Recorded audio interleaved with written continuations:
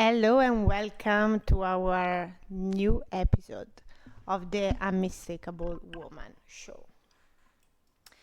In today's episode I want to talk about luxury and specifically why luxury brands never chase validation. I want you to imagine something. Imagine if Hermès or Chanel wake up tomorrow morning, open Instagram and saw that quiet luxury wasn't trending anymore. And so they decide, from that insight, they decide to completely reinvent themselves. Different colors, different craftsmanship, different brand, different clients, different philosophy, different identity, just because the market changed. And I know it sounds ridiculous, but that's actually what we do in the online space, and that's what we have been trained to do. We have been trained to consistently adjusting to the market instead of defining the market. Because luxury brands do not ask the market who they should be. They decide it. And then they spend decades expressing that identity with extraordinary consistency. Yet every day I see people, entrepreneurs, founders online doing the opposite, and I'm guilty too to do the opposite. And I did the opposite for the last couple of years, and I always tell my client that was the worst decision I've ever made, and it completely screwed my brand and my business. And I was just being a good girl, a good business or online, trying to do what the market wanted me to do or expected me to do, or where the market was going. But in the process, I actually blended in and lost myself. So we are in what I call the validation economy. We have built an entire online industry around chasing validation.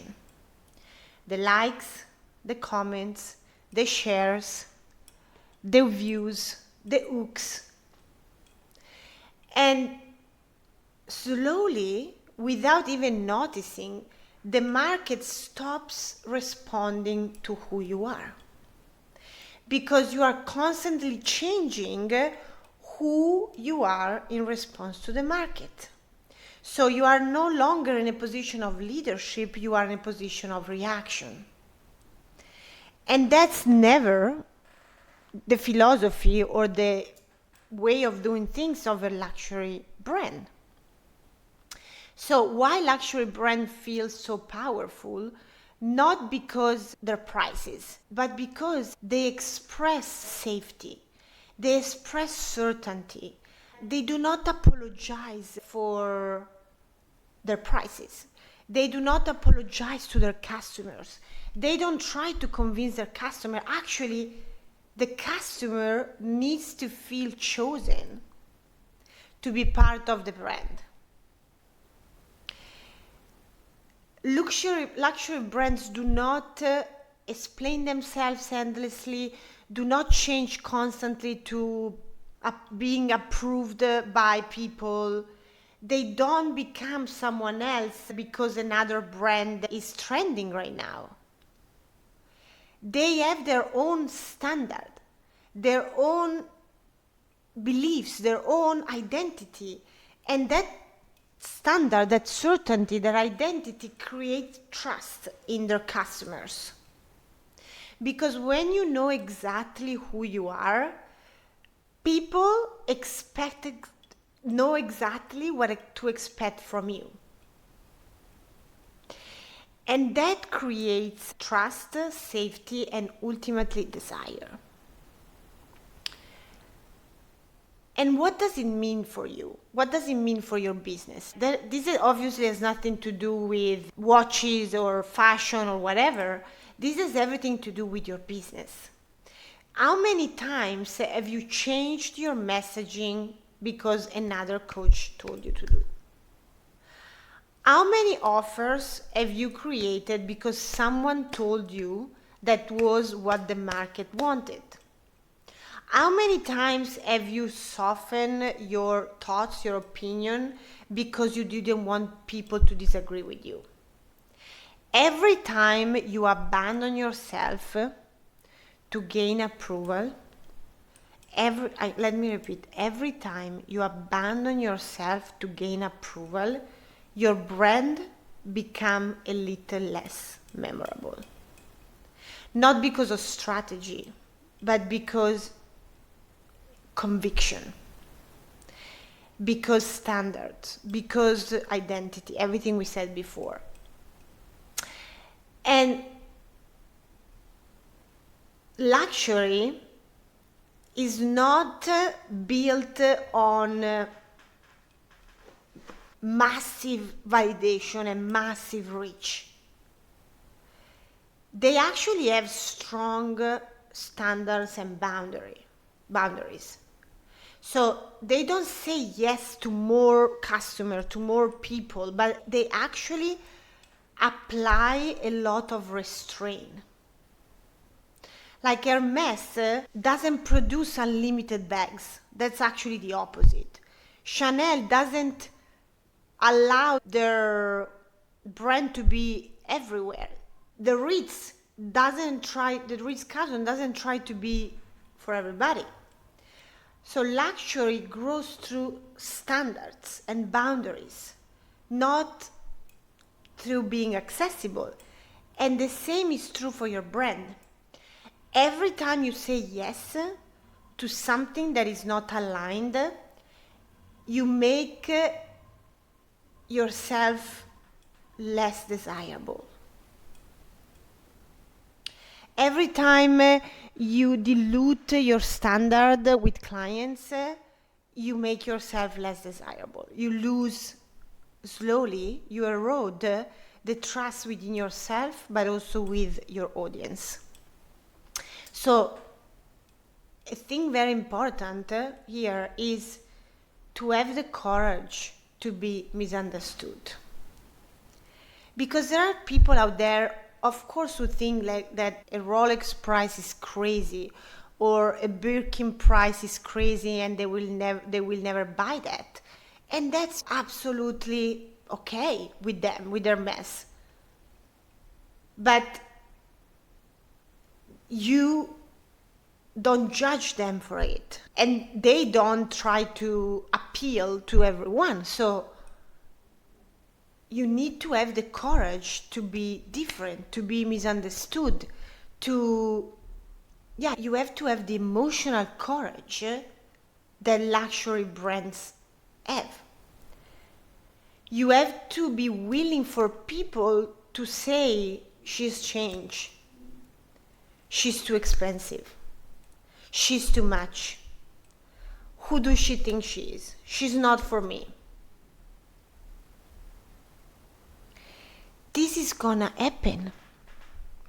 You cannot be liked by everyone. And instead of panicking when people say those things to you, or when you feel they think those things, if you are like a psychic like me, an intuitive, you simply say, that's okay. I know. And that's what I want. That's how I trust. That's how I trust myself and my knowing, and that's what I want for my brand and my business. And it's okay if people disagree with me. It's okay if 99% of my audience cannot buy from me.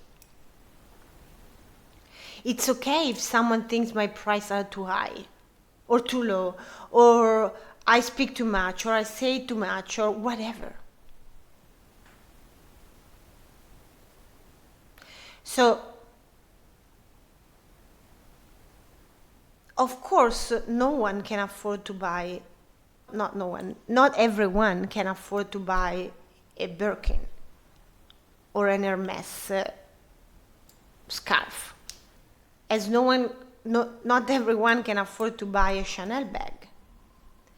But they don't go and say, okay, since Elisa, Jamie, Jane cannot buy our premium luxury products, we are going to create a cheaper option. They don't do that. So if you, and I'm not saying it's wrong to have low ticket offers or taster offers for your audience to experience your magic, to experience your work, for warming people into your world. I'm not saying it's wrong. I'm just saying you have to be clear on what's your positioning. Because when you try to be everything at the same time, like low ticket, high ticket, and middle ticket, and this, something has to give. So I tell my client, there are amazing companies online of coaches who focus 100% on low ticket and funnel and ads, and they make millions, which is amazing. And then there are people who only focus on super high ticket that makes millions. And then there are people who have high ticket and also some low ticket. It's not a matter of me telling you what to do and who to be, but you have to know within yourself and within your mind and your vision, what's your positioning, what's your stand. If someone questions your price, are you immediately gonna justify it, offer a discount, trying to convince them, or you just know that's the price? And maybe for you right now, the luxury premium price is around 5,000, 3,000. For someone else, the luxury premium price is 50,000, 250,000. You have to look at where you are right now in your own journey. But in my own journey, I've noticed that as I've grown my business year after year, I realized that every meaningful evolution in my brand, in my leadership, required me to disappoint someone. When I raised my prices, when I changed my messaging, when I changed direction, when I stopped teaching certain things, when I started to stop really marketing about human design and gene keys that I was known for, and choose to start talking more about what I'm talking now, which is luxury, personal brand, become your own authority and personal power. So when I really had to embrace that it was not just a strategic change, it was my intuition, my authority, my knowing, my identity. I had to back myself up fully. Every one of those decisions costed me something, costed me approval, costed me clients, costed me whatever. But every one of them strengthened my confidence in myself, my power, my personal power, my authority. I choose alignment all the time over validation, which is not always easy, which is not always simple. I get it, but it's freeing. It's freedom. Like when you fucking stop searching approval and you're like, I just do what I want to do and what feels good to me, and that's it. Wow, the freedom you're gonna experience and the joy and the aliveness and the pleasure is tenfold. So today I wanted to leave you with the question, not what does the market want from me, but who am I becoming so committed to being that I no longer need the market's permission? Who am I becoming so committed to being that I no longer need the market's permission and validation?